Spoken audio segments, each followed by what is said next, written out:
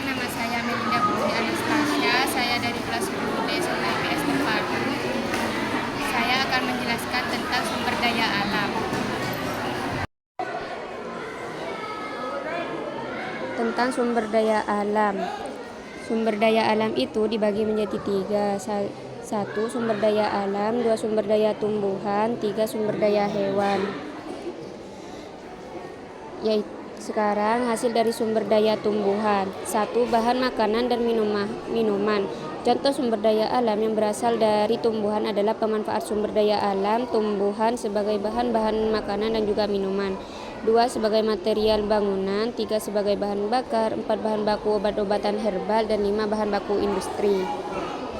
Yang kelima, manfaat sumber daya tumbuhan sebagai bahan makanan dan minuman, sebagai material bangunan, sebagai bahan bakar alternatif, juga sebagai bahan baku akibat tradisional, sebagai bahan baku industri dan menyediakan oksigen, menahan air hujan agar tidak terjadi erosi, menjadi pelindung tanah-tanah yang ingin agar tidak terjadi longsor, menyerap karbon dioksida yang dikeluarkan manusia dan hewan untuk dimanfaatkan dalam proses fotosintetis sebagai sumber makanan, bahan baku industri, peralatan rumah tangga, bahan pakaian, pewarna alami, dan kesehatan sebagai tempat berteduh bagi manusia dan hewan dari panas cahaya matahari, juga menghasilkan oksigen dan menyediakan habitat bagi fauna.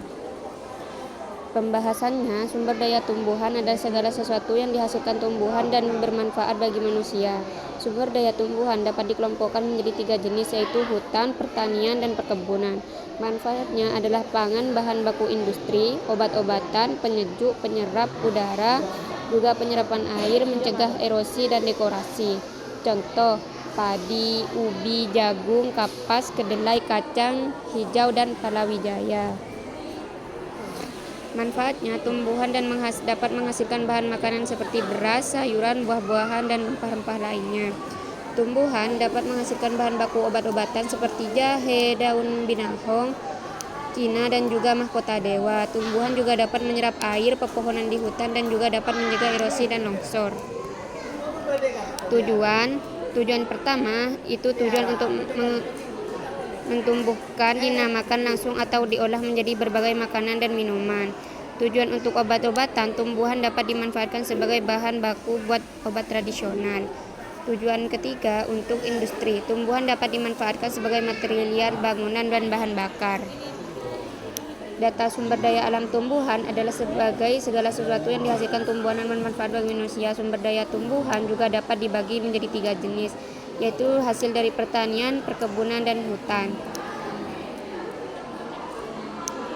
Kesimpulannya, tumbuhan adalah sumber daya alam yang penting bagi kehidupan manusia dan makhluk lainnya. Tumbuhan dapat dimanfaatkan sebagai bahan makanan, minuman, obat-obatan, dan juga lainnya. Seperti contoh di atas atau di foto ini tersebut. Cukup sekian dari saya. Terima kasih. Sampai berjumpa lagi.